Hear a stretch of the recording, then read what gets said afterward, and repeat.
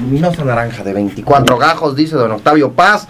Yo le doy las buenas tardes, qué gusto, qué placer que nos esté sintonizando por el 102.5 del FM y por el 760 de la AM. Hoy tenemos un invitado con el que se puede charlar mucho y de variados temas. En este caso es senador y me refiero a Javier Corral Jurado, a quien recibo con mucho gusto. Muy buenas tardes, Javier. Buenas tardes, Ramón, me da mucho gusto saludarte y por supuesto a todo el público Radio Escucha. Con muchos temas en el tintero. El primero que te debo preguntar en tu condición de senador chihuahuense y de juarense es el de la reforma fiscal. La senadora Lilia Merodio, le leí ahí algún Twitter donde decía que pues, los que no votaron por ella no le podían reclamar. Yo creo que no tiene muy en claro cuál es la función de un representante popular. Platícanos tu postura respecto a la reforma hacendaria. Pues como creo que ya se conocen algunos ámbitos de la opinión pública de Chihuahua, yo me opuse a varias de las medidas de esta reforma por considerarlas regresivas. Fundamentalmente me pareció un absurdo la homologación del IVA a la frontera, del 11 al 16%, porque desconoce la distinta lógica que en materia de consumo enfrenta la frontera con relación a otras regiones del país, y porque se aleja de una política de incentivos y de estímulos que todos los países del mundo tienen para proteger sus productos y sus bienes, sus servicios frente al mercado del exterior. Es un absurdo además porque no le dará al gobierno el impacto negativo que provocará la medida. También me pareció un verdadero contrasentido restringir la deducibilidad de las prestaciones laborales que incluso por ley han venido conquistando los trabajadores, y que lo único que van a hacer pues es que van a obligar a que los patrones pues restrinjan este tipo de beneficios, y lo que hoy se entrega en términos reales va a terminar en un 30%. Es un contrasentido porque a través de muchos de estos vales de despensa, primas vacacionales, los PTU, etcétera, se han venido encontrando formas complementarias del salario. Y además también me pareció que hay un desconocimiento sobre el funcionamiento de la industria maquiladora de exportación. A Chihuahua estas medidas le golpean a esta industria, la industria maquiladora. Podemos tener reclamos a la industria maquiladora en algunos aspectos. Lo que no podemos desconocer es que en nuestro estado es una de las principales fuentes de empleo directo. En lo que generamos otro modelo, miles de familias viven de él. Y la verdad es que esta es una industria que efectivamente va a buscar sistemas fiscales con incentivos. En la frontera, en Juárez, los empleos directos de la industria maquiladora andan en el 60 y tantos %, con directos e indirectos casi en el 80%. Por supuesto que mientras encontramos otro modelo de inversión, por supuesto que no podemos descuidar ni desincentivar. Entonces yo tuve una serie pues de posicionamientos en la Cámara de Senadores. Yo voté por supuesto en contra de esta reforma fiscal, pues prácticamente en la mayoría de sus propuestas y adiciones, porque se dice mucho que esta es una reforma que tocó a los ricos y que tocó a los que tienen manera de pagar impuestos. En realidad la reforma tocó a los que siempre toca, al universo cautivo de siempre, claro, sí. A los que pagan impuestos toda la vida y que es un sector productivo y clase media. Y a los grandes ricos de este país, la reforma fiscal no los tocó. Eso no es cierto. Ese es un discurso que yo le he reprochado a varios amigos del PRD como demagógico por estar avalando, Ramón, un discurso que dice que se eliminó en México la consolidación fiscal. Te soy muy franco, yo también me la creí al principio, ¿no? Cuando yo escuché el planteamiento de Peña, ese domingo que se dio a conocer. Suena bien. Bueno, de hecho, yo al principio, cuando escuché varias de esas cosas, debo decirte que dije, bueno, en principio no me parece mal. Veo absurdos de entrada, como iba en colegiaturas, iba a hipotecas, las cosas que yo creo que incluso el propio gobierno puso para luego quitarlas, sí, claro, ¿no? Para negociarlas. Pero el absurdo del IVA ese, pues lo mantuvieron. Sin embargo, cuando yo escuché el tema de la consolidación fiscal, Dije, híjole, hasta que por fin, ¿verdad? Hasta que vamos a generar, pues, los ingresos donde se tienen que generar. No es cierto. Es una falacia. Ya cuando te metes y empiezas a ver y tienes más conocimiento de la propuesta y de los detalles de la propuesta, pues termina uno con una gran decepción, como yo terminé, ¿no? Yo esa lo hubiera, por supuesto, apoyado si hubiera estado en serio. Grabar la bolsa de valores, las utilidades de la bolsa. Me parece muy bien. Me parece muy bien. O sea, yo siempre he creído que grabar el capital especulativo, por supuesto que tiene que ver con un ingreso justo para el Estado.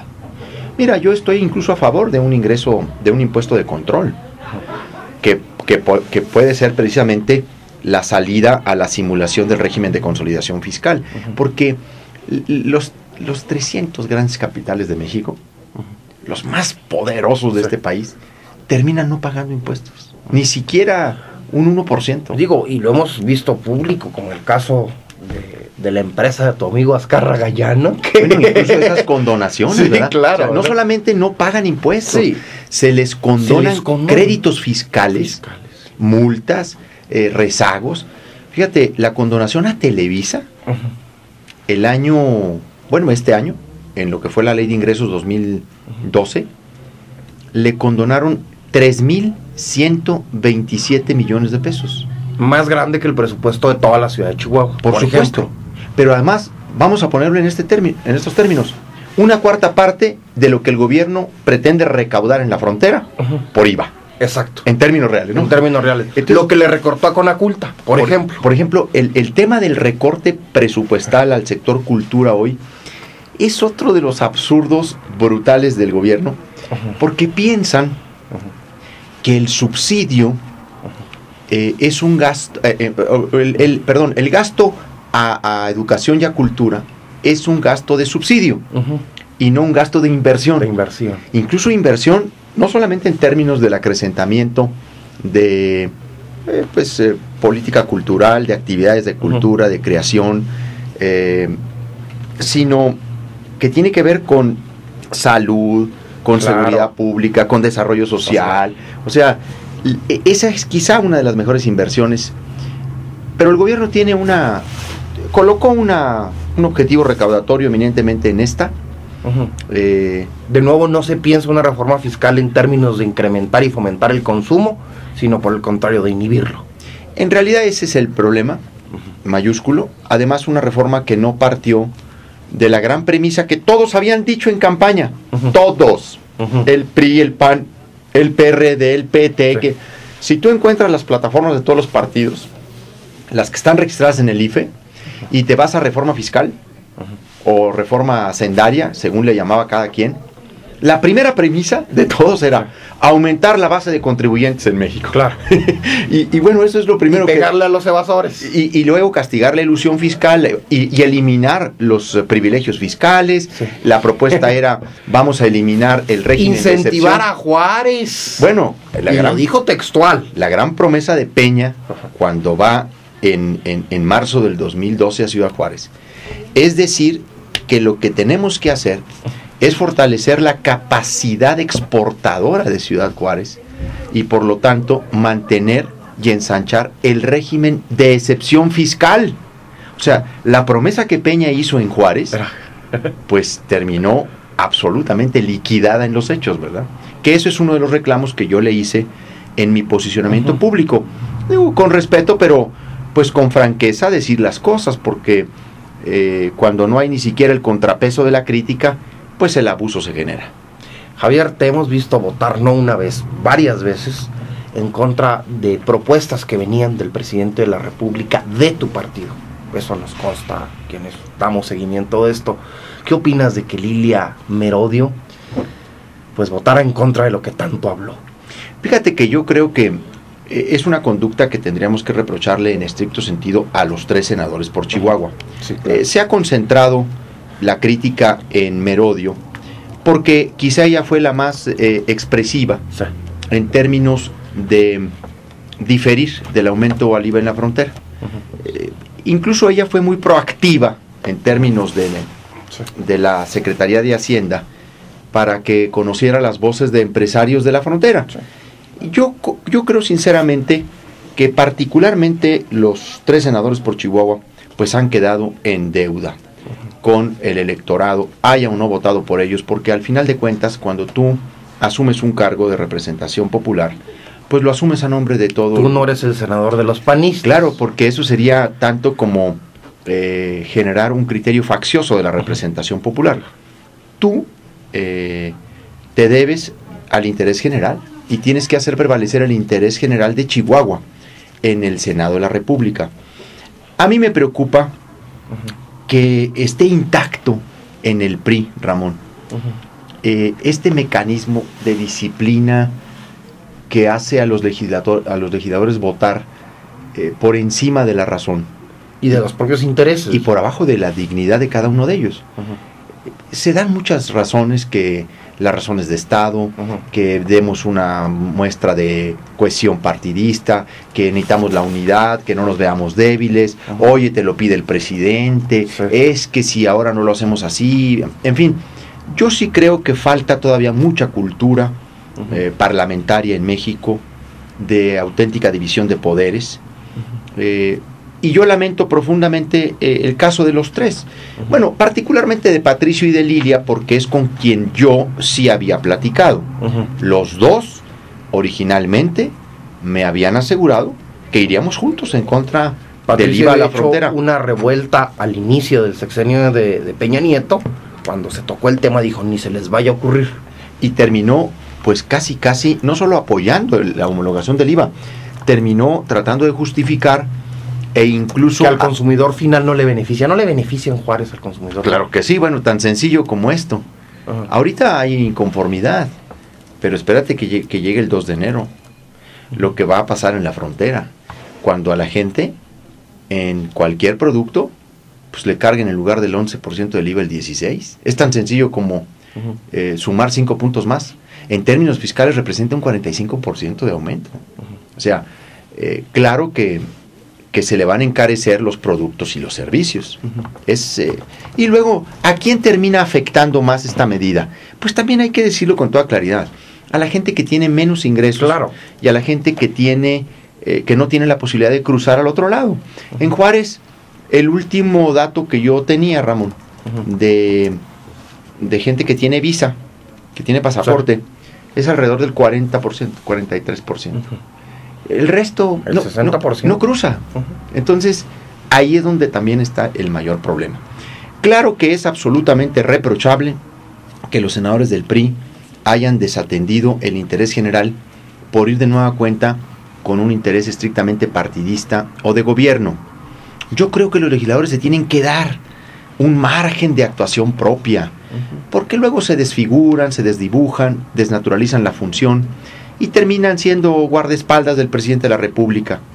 Yo quiero decirte que a mí me tocó emitir en el Senado de la República y en la Cámara de Diputados no solamente votos, posiciones a veces muy difíciles de explicar hacia el interior del partido, que luego después el tiempo te da la razón.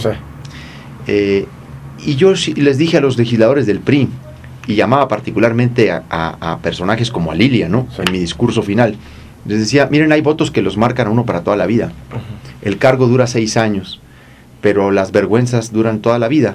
Hay que evitarnos cargar vergüenzas que no nos pertenecen. Saludos a Roque Villanueva, por ejemplo. Bueno, esa Roque señal marcó un hito en la historia de la subordinación del Congreso, porque además se festejó la medida, lo que pues realmente todavía está peor, ¿no?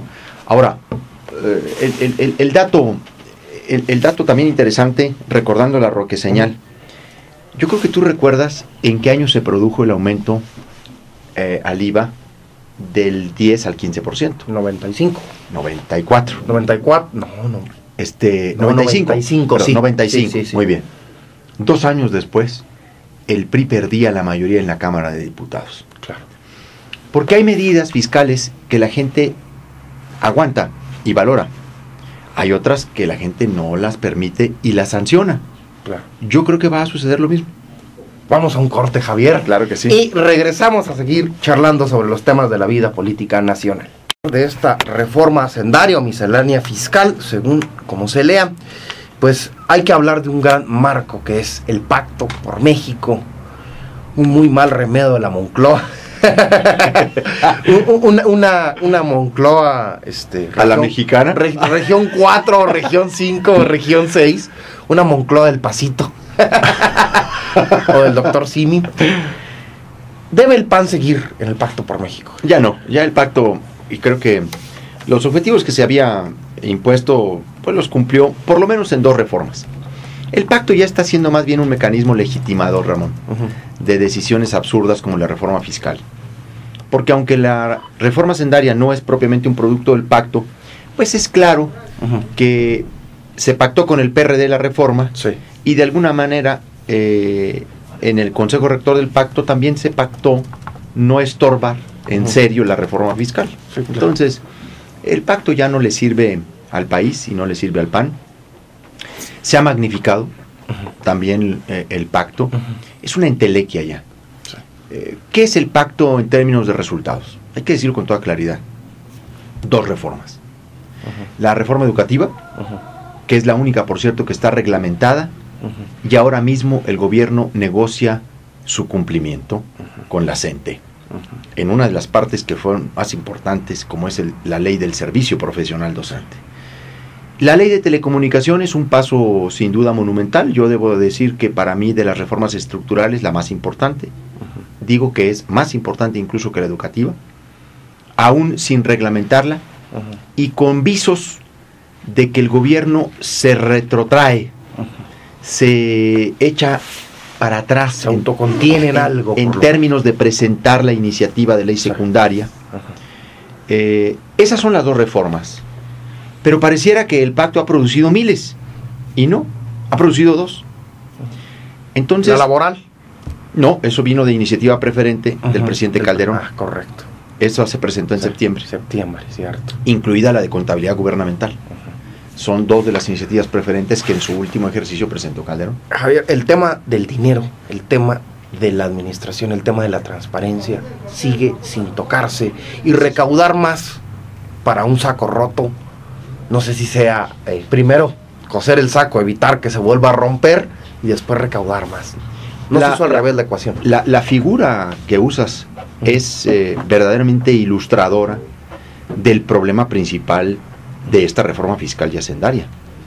Efectivamente tenemos muchos hoyos por donde los recursos públicos se van, por donde se destinan a otras cosas no útiles ni legítimas ni legales. Había no solamente que revendar el saco, sino reforzarlo, ponerle un buen forro, una política seria de anticorrupción. Y ponerlo a la vista de la gente. Y ponerlo a la vista de la gente, una política de transparencia.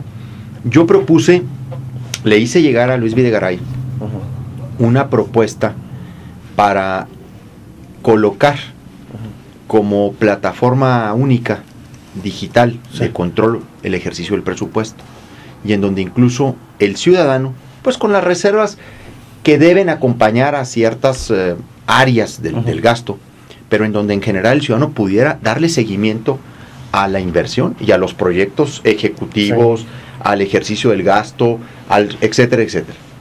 Este es el gran faltante. La gente se pregunta, ¿para qué más ingresos? El gobierno, en términos generales, aumentó 900,000 millones de pesos los ingresos para el 2014. Casi 200,000 por la vía de impuestos. Y la otra por deuda. Y la otra por endeudamiento. Hay un crédito para el exterior de casi 10,000 millones de dólares, y hay una autorización de endeudamiento por prácticamente 600,000 millones de pesos. Estamos hablando de cantidades enormes. El déficit a través del endeudamiento puede ser una medida correcta, legítima, en términos de impulsar inversión. El problema es que estas políticas siempre se dan en el marco de un régimen de rendición de cuentas, de transparencia, de combate a la corrupción, y de falta de referentes objetivos para medir a los gobiernos, ¿no? Y es un problema eterno. A mí me gustaría que el gobierno dijera, va la reforma fiscal y nos va a evaluar la Organización Mundial de la Salud, a ver si redujimos tal o cual problema, y nos va a evaluar la UNESCO, a ver si redujimos tal o cual problema, ¿no? Pero el lío es que todo es declarativo. Claro, a ver, en realidad la política de evaluación del desempeño, del ejercicio presupuestal, de la pertinencia del gasto, de los tiempos de realización de obras, al final de cuentas, y luego del logro de metas o de objetivos, está en la nada. Ese es el gran problema de esta 7 reforma. millones de analfabetas, Javier. Que en México del tercer milenio. Que ese es el otro tema, ¿verdad? El rezago educativo incorpora a analfabetas en el sistema nacional.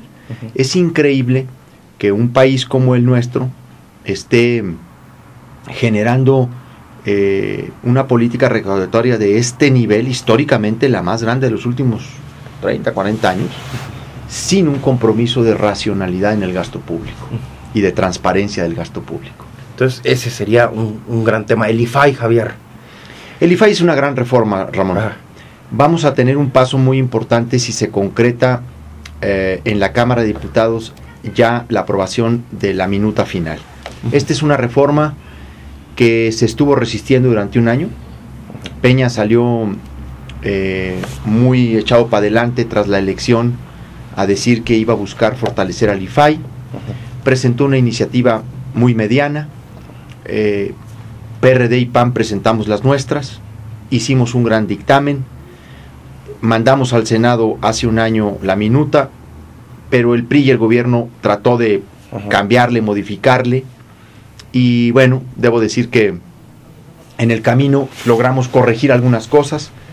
Llegó de nuevo al Senado la minuta de diputados, le hicieron algunos cambios que no nos gustan mucho, pero hemos preferido allanarnos prácticamente a la minuta de Cámara de Diputados porque el balance es este.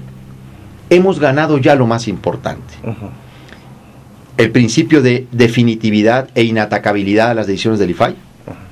Que el IFAI sea un órgano competente para conocer de todos los poderes, órganos autónomos, cualquier ente, autoridad de los poderes federales y locales. Va a ser un órgano nacional, no solo autónomo, o sea, va a poder revisar recursos de revisión en el orden local. Los partidos políticos, los sindicatos, los fideicomisos, los fondos públicos van a ser sujetos obligados del IFAI. Los órganos constitucionales autónomos. Y con decir sindicatos dijiste mucho, ¿eh? A ver, dijimos un gran paso, ¿verdad? O sea, con eso dijiste un gran paso. 100 años de... Es un enorme paso. Por eso digo, pues nos allanamos algunas de las cosas que vinieron, que no nos gustaron. Bueno, pues negociar también. También hay que negociar en esto. ¿Qué se incorporó? Una excepción al principio de definitividad e inatacabilidad, que por cierto no prestigia a Peña Nieto, y que lo desdice en su discurso de presidente electo, ¿no? Porque se consiguió para sí un recurso extraordinario para impugnar las resoluciones del IFAI cuando afecten la seguridad nacional. Y la verdad es que, pues ya circunscrito a seguridad nacional, dijimos pues que pase. La acabamos de votar en comisiones la semana pasada precisamente, y este miércoles, pasado mañana, vamos a discutirla en el Pleno del Senado de la República. Se la devolveremos a la Cámara de Diputados y esperemos que ya la aprueben. Se le hacen algunos ajustes. Es una reforma mayúscula. Yo considero que esta es la tercera generación de reformas en materia de acceso a la información que crean ya una institución muy sólida para entrar realmente a combatir la involución o el retroceso que se ha dado en los estados, en donde se han generado las mayores rémoras, atrasos en el acceso a la información por virtud de los criterios estrambóticos que generan algunos órganos locales, protegiendo a los gobernadores en turno y negando la información. Javier, está la frase de que si Kafka hubiera sido mexicano, habría sido un escritor costumbrista.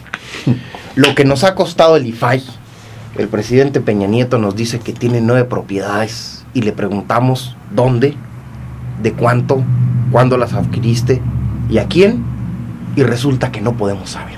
El problema que tenemos con el sistema de rendición de cuentas en materia patrimonial es la gran falacia de anunciar bienes y decir que de el conjunto de propiedades inmuebles, 9, 7 son donadas. Sí. El problema es mayúsculo.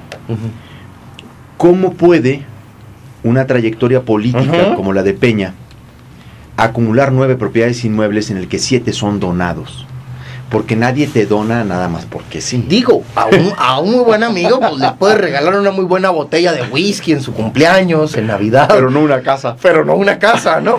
No un terreno. No un terreno. No y un el rancho. segundo, yo creo que tenemos que avanzar en saber si nuestros gobernantes son empresarios, con claridad qué empresas tienen. El sistema de rendición de cuentas obliga a que se genere una legislación en materia de conflicto de intereses y limitar el tráfico de influencias. Ese es aunque un tema, se enoje Diego. Aunque se enoje Diego y varios más sí. que han desdibujado o eliminado la línea que separa los negocios de la política. Sí, claro. El problema es transversal a los partidos. Claro. Hay que decirlo con toda claridad. El tema del tráfico de influencias y del conflicto de intereses es quizá de los más graves que hoy atraviesan al Congreso de la Unión. Por ello, en octubre pasado, presenté, junto con varios senadores de distintos partidos, una serie de reformas, tanto a la ley orgánica del Congreso, como al propio reglamento del Senado, para incorporar y determinar con toda claridad la figura del tráfico de influencias y del conflicto de intereses, incluso para que se abra un registro de los intereses que representa cada legislador en términos de participación accionaria en empresas o en distintas actividades económicas o financieras. Es muy importante regular también el tema de la transparencia de los recursos que se entregan a las bancadas parlamentarias, como los que el mismo Senado dispone en sus órganos directivos. Porque hubo un escándalo con Cordero, pero fue el que nos enteramos. Yo no creo que los demás partidos estén como para echar las campanas al vuelo. Pues yo podría decir que están igual o peor. O peor, sí. Porque lo cierto es que la opacidad en el Congreso es de vergüenza. Un poder que ha generado la ley, obligando a los otros poderes a transparentarse y que no hace para sí lo que le pide a los demás, pues es una enorme incongruencia. Además, transparentar los recursos en el Congreso, Ramón, es un asunto de casi te quiero decir, de seguridad nacional. Porque el Congreso se maneja con dinero. Los coordinadores parlamentarios controlan con dinero. Pues ni modo que controlen con ideas o con su carisma, ¿no? Sí. O con sus convicciones reformadoras. Del Estado neohegeliano. ni modo que tengamos ahí a los 3 grandes líderes reformistas del siglo XXI. No. Pues mira, si tuviéramos a Eberto, a Gómez Morín y a Reyes Heroles, diría, a lo mejor sí. Estamos en otra dinámica, sin duda. Sí. Pero en la actualidad, pues ¿cómo se maneja el Congreso? ¿Cómo se controla el Congreso? Pues con privilegios, con canonjías, con viajes, con compensaciones, con sobresueldos, con apoyos para asesores, con erogaciones para oficinas mayúsculas, etcétera, etcétera. Entonces, el asunto, transparentar al Congreso es uno de los objetivos más importantes de la función que ahora tengo, recientemente nombrado como presidente de la Comisión de Reglamentos y Prácticas Parlamentarias del Senado.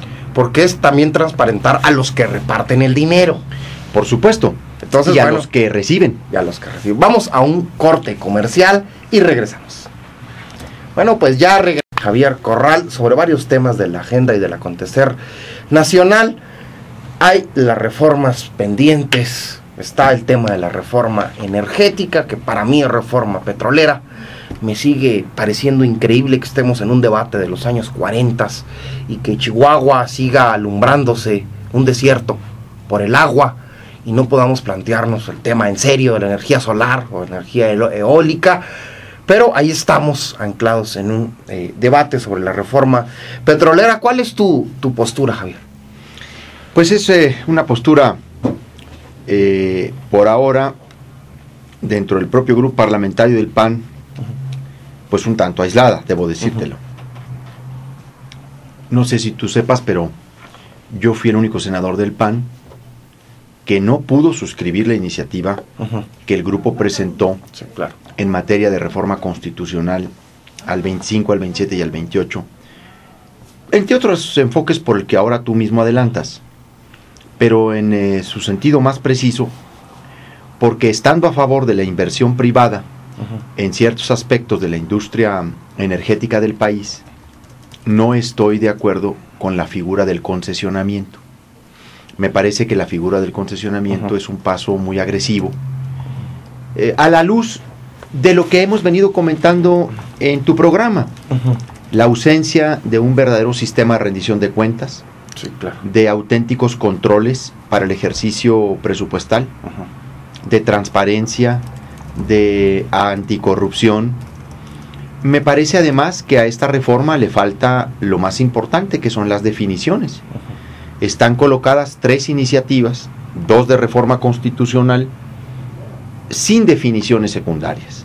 Exacto, que es el punto fino. Que es lo más importante, porque todos sabemos que en los detalles está el diablo.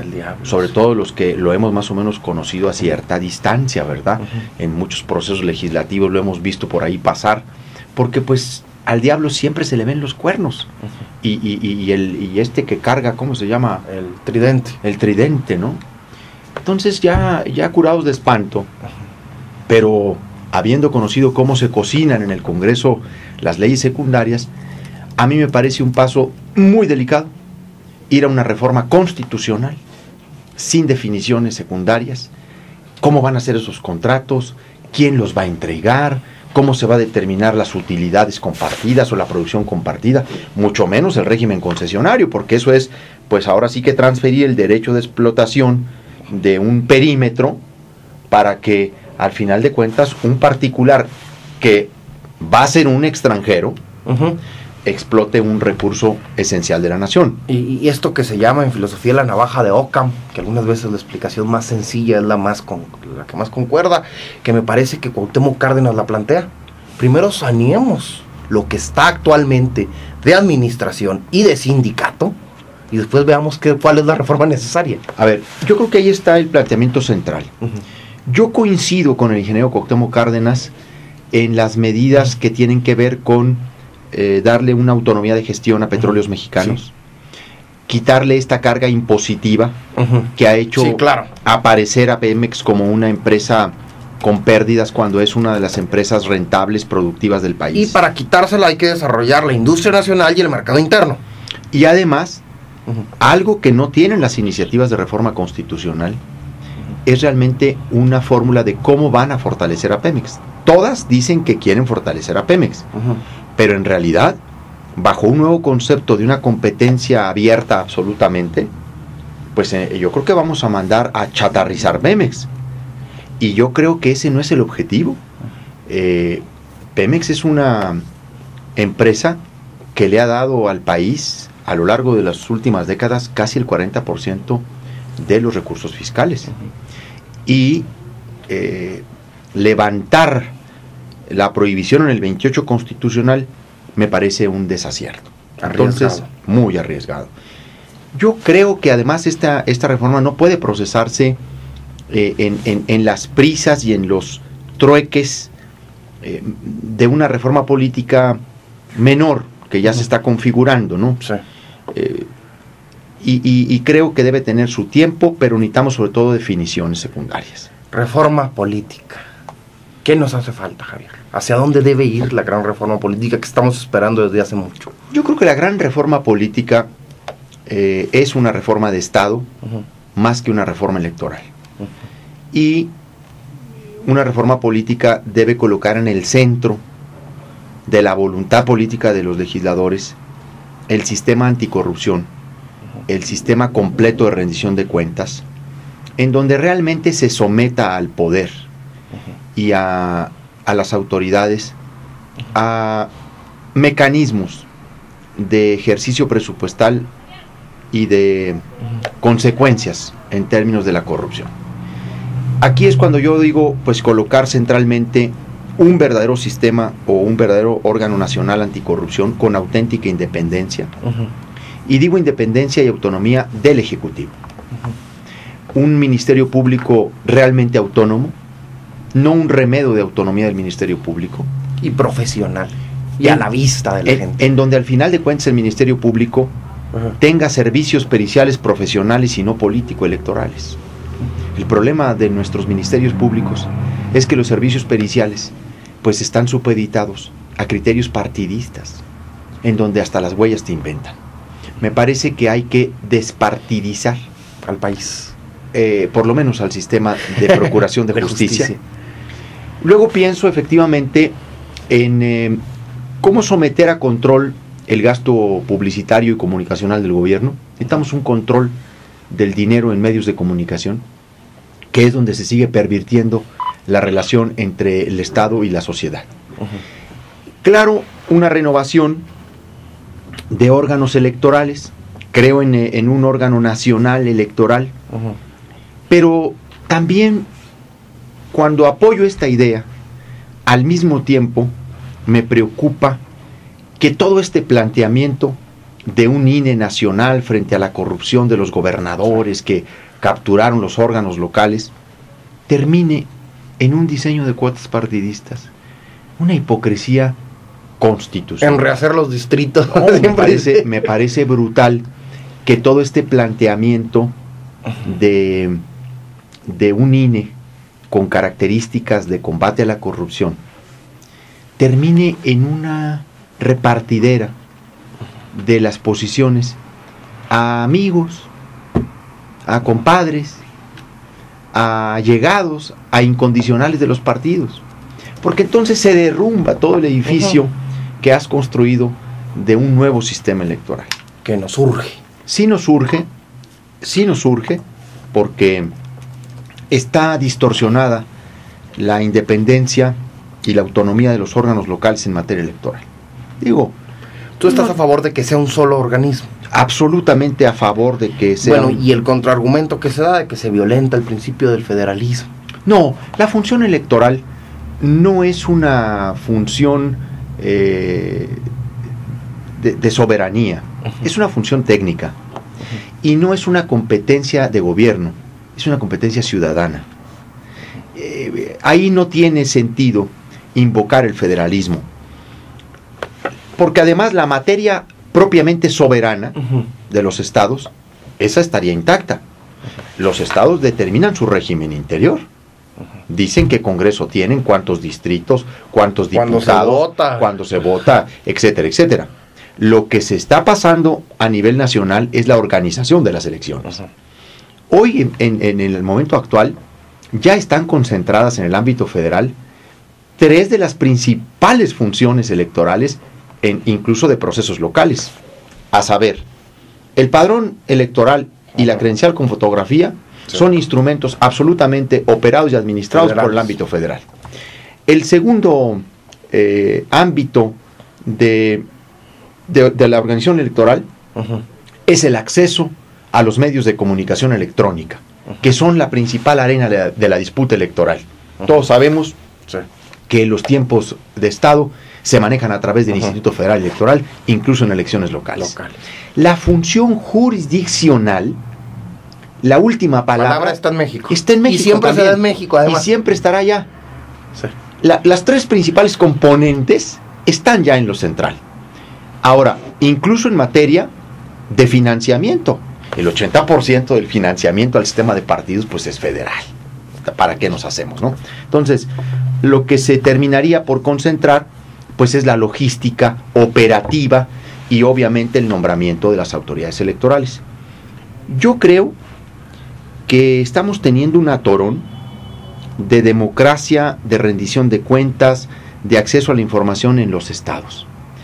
Y no quiero cometer el error de decir que solo en los gobiernos gobernados por el PRI, porque ya vemos lo que hacen algunos de nuestros gobernadores, pues cuando son gobernadores y tienen congreso estatal, y ya vemos lo que hace el PRD cuando tienen gobierno estatal y congreso, a modo los órganos electorales.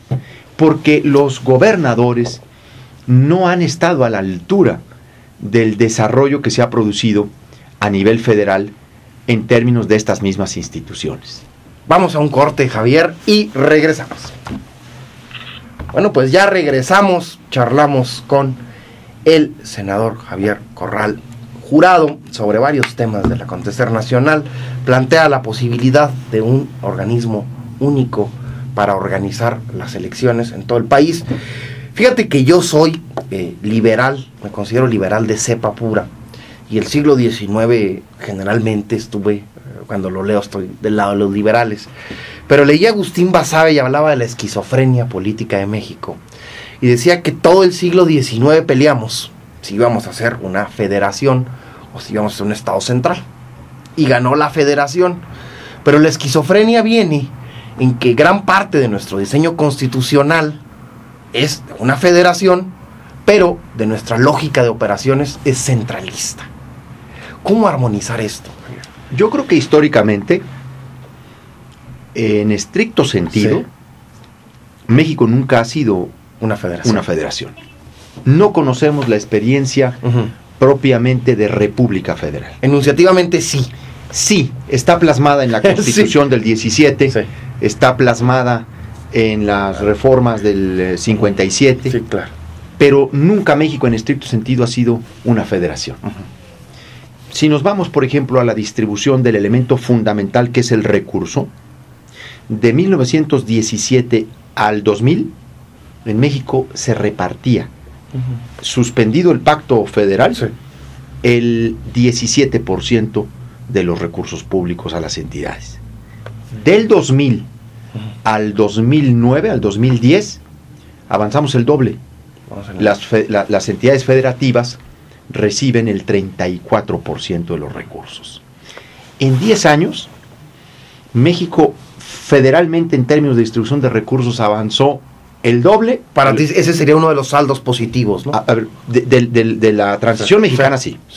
El problema es que lo hizo, la transición, sin adjudicarles responsabilidades ni sistemas de control, de transparencia y de austeridad a los gobiernos estatales. Se les dio mucho dinero a los gobernadores y no se les obligó a un auténtico sistema de rendición de cuentas. Pero vamos al concepto de federalismo, donde se toman las decisiones, sí, donde se produce la política pública que orienta la acción del gobierno. Para mí, hay aspectos que debiéramos mantener centralmente. La fiscalización de los recursos públicos, por ejemplo. Mira, la reforma del IFAI, sí, que tanto se pondera por muchos. ¿Qué es lo que más se pondera de esta reforma por los grupos dedicados al acceso a la información? Que el IFAI no solo se vuelva constitucional autónomo, que se vuelva nacional. Esto es, que se vuelva un órgano central de todas las inconformidades de acceso a la información. Pueda poner el ojo donde quiera. Porque se reconoce que el federalismo en materia de acceso a la información es el gran fracaso. Porque hay materias de la política administrativa y del control del poder en donde tienes que sobreponer una mirada nacional.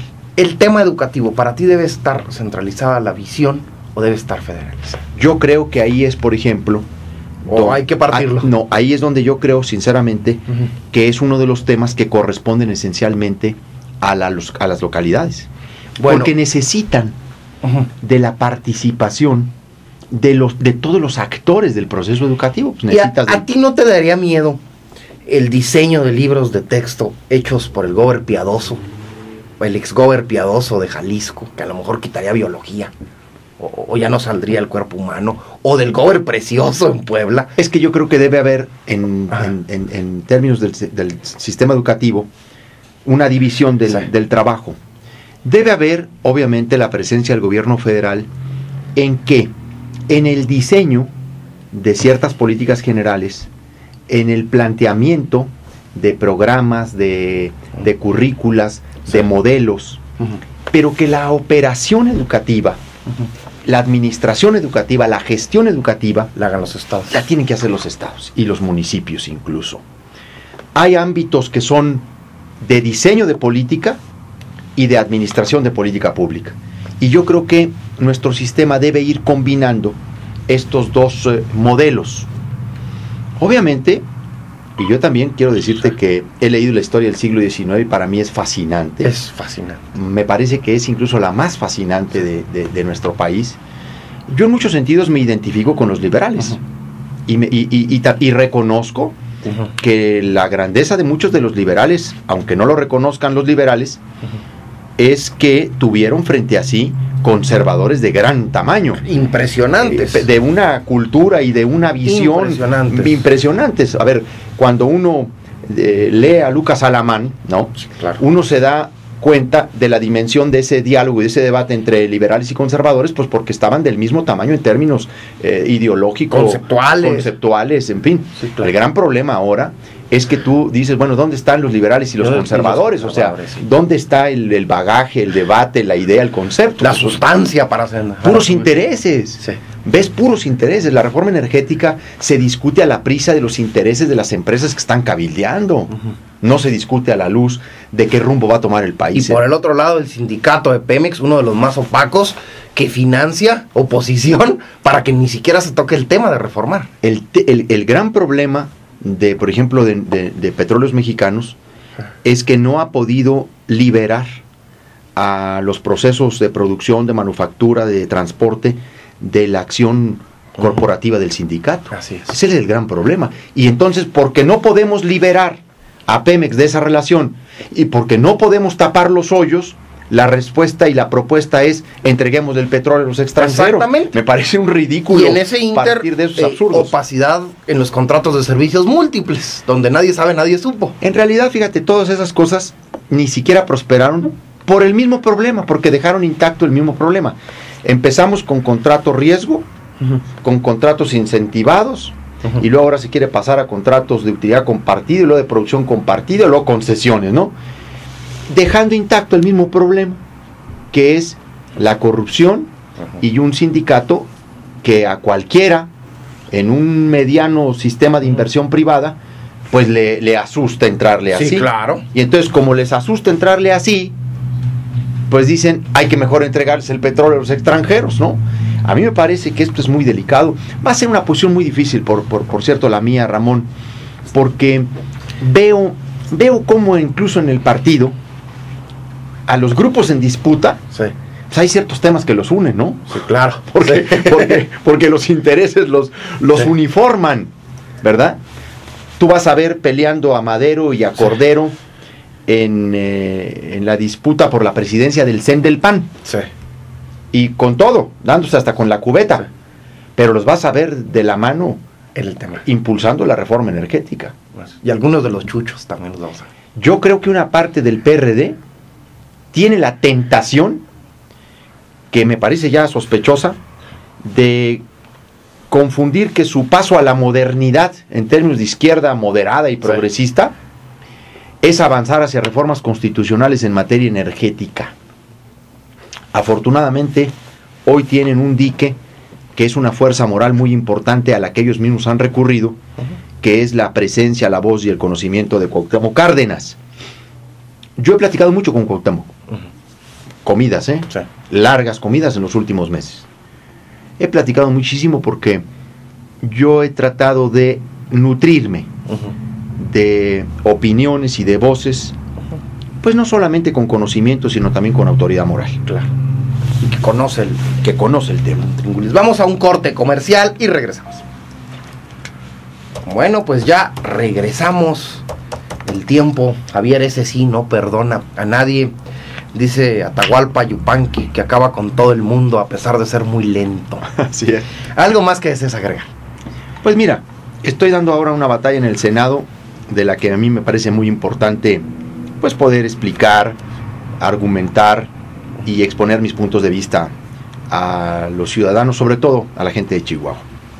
En unas reformas he estado a favor, en otras estaré en contra, pero lo que quiero asegurar en este diálogo contigo es que yo sigo colocando, en términos de mis posiciones senatoriales o parlamentarias, el interés público como un referente de mi trabajo en el Poder Legislativo de hace muchos años, de mucho tiempo.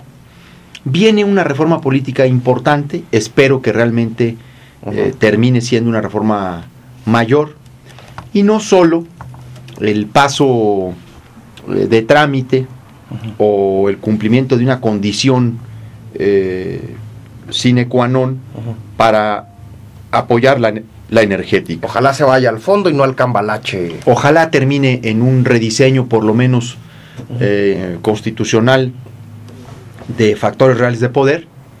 Yo no sigo quitando el dedo del renglón que una de las nulidades que en materia electoral deben llevarse a la Constitución no solamente es el rebase de gastos de campaña, que realmente sería un control del dinero, sino también este tema de la cobertura informativa como mercancía.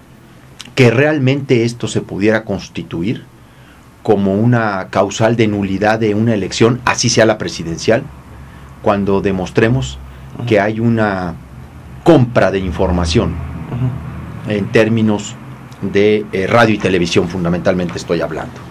Y otras nulidades de elección que por supuesto debe llevarse a la Constitución. Yo creo que estos sí serían elementos que determinarían cierto alcance en lo electoral, pero que también la fiscalización tuviera otras etapas, momentos más idóneos, y que realmente tuviera consecuencias sobre el resultado de una elección. Claro. Y aquí van a ser los 2 o 3 elementos que a mí me darán de alguna manera la dimensión de esta reforma. Si vas o no vas. Además de lo del INE, ¿verdad? Claro, si voy o no voy. Yo creo que hay que hacer, hay que generar avances, pero tampoco magnificarlos, porque luego uno mismo termina siendo presa de expectativas que luego no se cumplen. Por los medios, en el afán de frivolización, decimos, va a haber candidaturas ciudadanas, se acabó la dictadura de los partidos políticos. Pues no caer en ese tipo de ingenuidades, ¿no? Exactamente, porque ahí es donde está el tema de nuevo de la letra chiquita. ¿Qué entendemos por candidaturas ciudadanas independientes y luego cómo las desarrolla la ley? Y mientras siga siendo tan caro ganar, va a seguir. Mientras el dinero sea el elemento predominante para el triunfo electoral, las candidaturas ciudadanas serán una entelequia, serán una ficción. Exacto. Una cortina de humo. Porque nadie puede ir a competir contra el capital de las grandes empresas que transversalmente le dan a todos los partidos. Así es. Bueno, muchas gracias, Javier. Al contrario, Ramón, gracias a ti. Me despido con las palabras de don Renato Leduc, sabia virtud de conocer el tiempo. Nuestro tiempo llegó a su fin. Tenemos una cita radiofónica el día de mañana. Hasta luego.